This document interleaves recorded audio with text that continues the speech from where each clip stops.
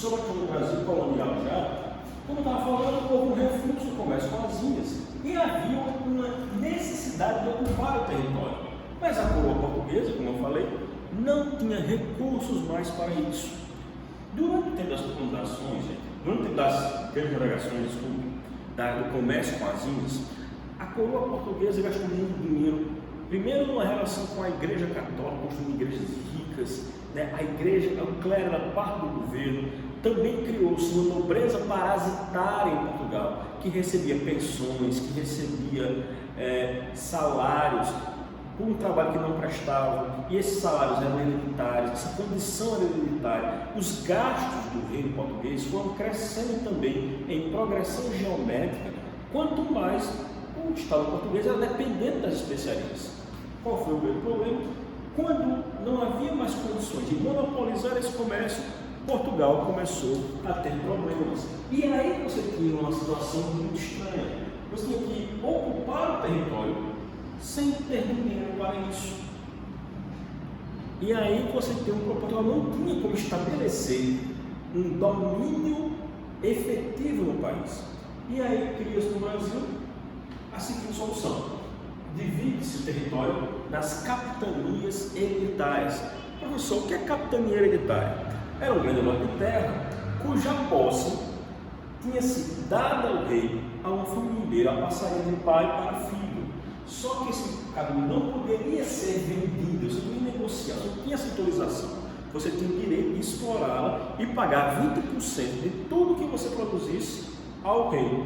Você assumia custos, você assumia todas as responsabilidades e pagava o quinto, 20% de tudo que você explorasse ao rei. Ao viver ali, você podia também, obviamente, cobrar impostos para os que morassem. Não é uma relação próxima, mas muitos comparam os capitães donatários com os senhores feudais. Não é uma relação muito próxima, certo, gente? Mas a questão é o seguinte: o Brasil estava dentro do mercado já capitalista, mercantilista, que não existia no feudalismo.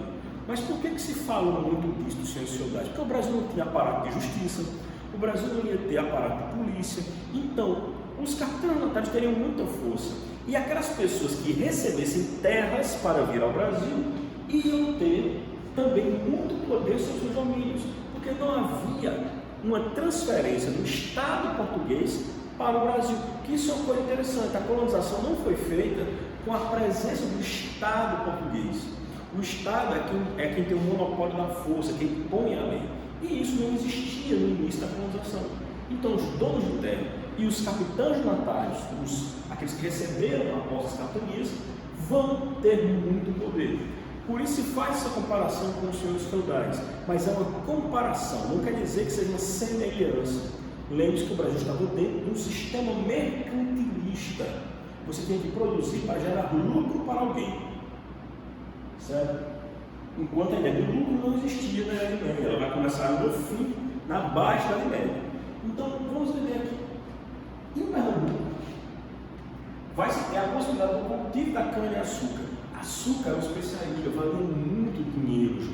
Açúcar tinha muito valor, a ponto de ser motivo de briga por herança na Europa, por exemplo. Era algo que valia muita grana. E aí, qual é a situação? Vai dar certo ali, Pernambuco e São Vicente. Ó, professor, como é que ia vir gente para cá? Aí tem uma história interessante. Os capitães donatários podiam emitir um documento chamado Sesmaria, que era um documento que garantia a posse da terra no território brasileiro. Só que havia um problema também, havia um outro problema. O pessoal que ia vir para o Brasil não tinha dinheiro. Não vamos pensando, gente, que os capitães, os senhores engenheiros, eram pessoas da alta sociedade portuguesa. Quem tinha uma vida em Portugal que fosse minimamente lucrativa, não ia vir para o Brasil se arriscar. Montar um engenho de cana era algo extremamente perigoso. Você tinha que limpar o terreno, expulsar os índios, montar uma milícia, trazer todo o material para cá e montar a casa grande, uma senzala, abrir estradas para escoar a produção até o porto. Não era uma coisa fácil de se fazer. E aí, qual era o problema? Isso custava caro. A cana-de-açúcar trouxe muito interesse das pessoas, porque podia dar dinheiro. Aqui em Pernambuco e São Vicente, hoje São Paulo, né, eram os territórios propícios para o cultivo da cana e ainda do solo, terreno macimpeiro. Só que você tem um problema. Quem queria vir, não queria vir. Quem queria vir não tinha meios para vir. Você conseguia a posse da terra, mas como você ia ter grana para isso? Aí entrava uma figura interessante: o financiamento de quem? Dos banqueiros holandeses. Por que, professor, os banqueiros holandeses financiavam? Porque os banqueiros holandeses tinham interesse no comércio de açúcar. Eles financiavam, bancavam a produção de açúcar no Brasil. Então você precisava de um capital inicial para montar um engenho, você pedia a banqueiros e comerciantes holandeses. Obviamente, eles teriam prioridade na compra do açúcar produzido no Brasil, que seria o açúcar mascavo. Os holandeses dominavam muito bem as taxas de refino do açúcar e tinham acesso a um açúcar brasileiro a um bom preço, porque descontava-se o valor da dívida quando os holandeses compravam, e aí levavam, refinavam e revendiam extremamente caros nos torrõezinhos de açúcar quadrados assim. E aí qual era a história? Com isso você saía ganhando de ponta a ponta. Portugal conseguiu ocupar seu território, os capitães no ataque, a maioria das capitanias dá prejuízo, mas a de Pernambuco e São Vicente vão dar muito lucro. Esses 20% que sobra para o rei de Portugal é muito vantajoso para eles, porque o gasto é relativamente pequeno. Você vai ter a ocupação do território com as cesarias, com a doação de terrenos. Você vai ter produção no país, com pessoas ganhando algum dinheiro, e você vai ter também o ganho de dinheiro dos holandeses. Então, na prática, o Brasil vira fiador de todo um setor produtivo que atravessa mais de um país e que, na prática, é fundamental aos interesses da coroa portuguesa. Só para você ver, gente, como na prática o açúcar foi um elemento fundador do Brasil. Ou seja, as relações ao redor da cana-de-açúcar surgidas aqui em Pernambuco, nosso estado do Nordeste, vão ser um elemento fundamental para o nascimento de uma sociedade dentro desse território. Uma sociedade também o quê? Lógico, não que os índios não fossem uma sociedade, claro que é uma sociedade no modelo europeu. Né? E isso vai ter uma coisa interessante. A mão de obra indígena começa a ter um probleminha. O cultivo de cana exigia trabalho pesado, o corte de cana exigia muitas pessoas, trabalho dia e noite. Começa essa relação de amizade com os indígenas acabarem, os índios começam a ser, todos eles, perseguidos e escravizados. E a mão de obra indígena não se adapta a isso. Os índios não faziam parte da cultura de escravidão, de que ele seria escravo de alguém, trabalharia, para gerar um lucro no terceiro, sem gerar nenhum ganho à comunidade. Isso os índios não realizavam. E mais do que isso, eles fugiam. Quando não conseguiam fugir, muitos se suicidavam. Então, há uma inadaptação do índio ao engenho. Mesmo depois, quando os índios se acostumaram com as doenças europeias, que matavam os indígenas, mas quando os índios criaram anticorpos para isso, mas no final das contas, eles não se adaptavam à política escravista. E isso gerava uma coisa interessante. Junto-se a isso também a oposição de setores da igreja, que viam os índios como inocentes, que tinham que ser não escravizados, mas sim convertidos, cristianizados diante do Evangelho. Então, qual era a situação? A mão de obra indígena não era mais vantajosa para Portugal. Ela acabava sendo um barato que saía por caro. E aí vai surgir por quê? Pela mão de obra negra vinda da África. Portugal já dominava a costa africana, já tinha comércio de escravos por lá sim, embora em Portugal o escravismo não tenha sido uma força dominante. Mas aí começa a juntar uma coisa a outra. O comércio de escravos, além de aumentar o domínio português, tanto na África quanto no Brasil, porque esse comércio ia gerar uma dependência das elites africanas, dos portugueses, isso é uma coisa interessante, geravam lucros para a coroa de ponta a ponta. Você tinha aqui, quem compraria os escravos seriam particulares, não seria o Estado, mas a compra e venda de escravos geraria impostos para a coroa. O mercador de escravos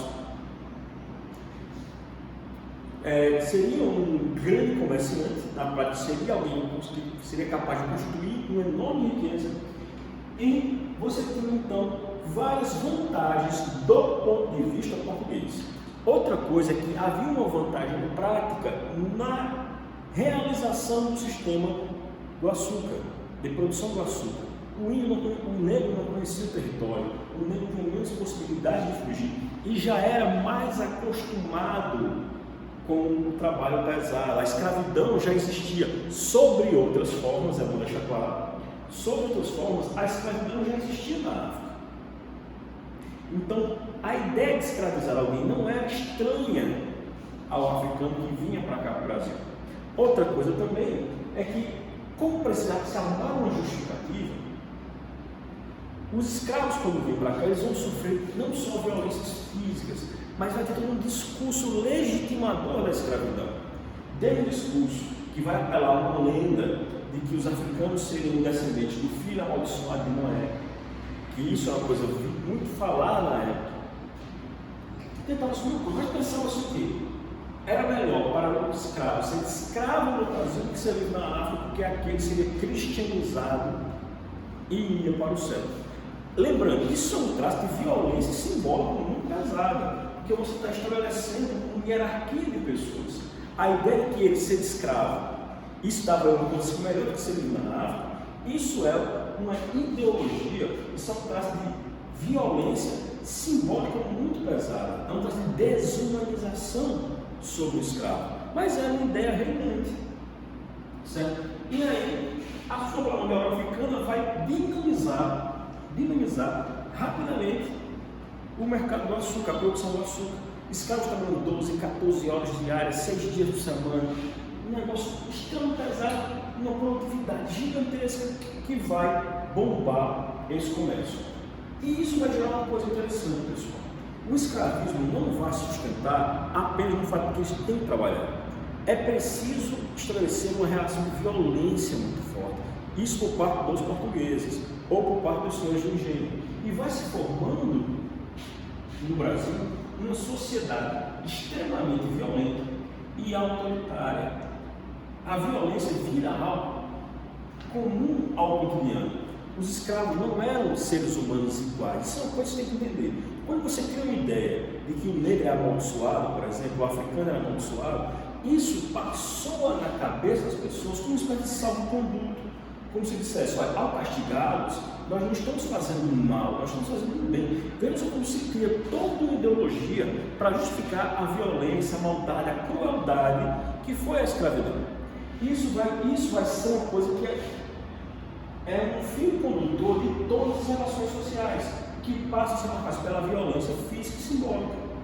Os escravos, isso a gente pode ver mais na frente, mas os escravos tiveram uma sociabilização no Brasil extremamente violenta. Além dos castigos físicos, os escravos foram praticamente proibidos de construir famílias. Se alimentava o individualismo, a competição entre os escravos, se castigava os escravos com os castigos eram aplicados por outros escravos, isso para romper os laços familiares, os laços de afetividade. Os filhos eram vendidos e afastados das mães, ou seja, a brutalização foi completa. Então, e isso é uma coisa interessante, a gente diz que a escravidão não influenciou em quem nós somos como sociedade, mas influenciou muito. E esse é o que a gente tem que lembrar. O legado da escravidão vive ainda hoje. E aí, só para encerrar, pessoal, essa é basicamente a dinâmica. Vai ser uma sociedade muito produtiva, mas ela vai ser marcada pela violência em várias camadas da vida social. Certo? Então, aqui a nossa produção, mais na frente, a gente desenvolve. Grande abraço.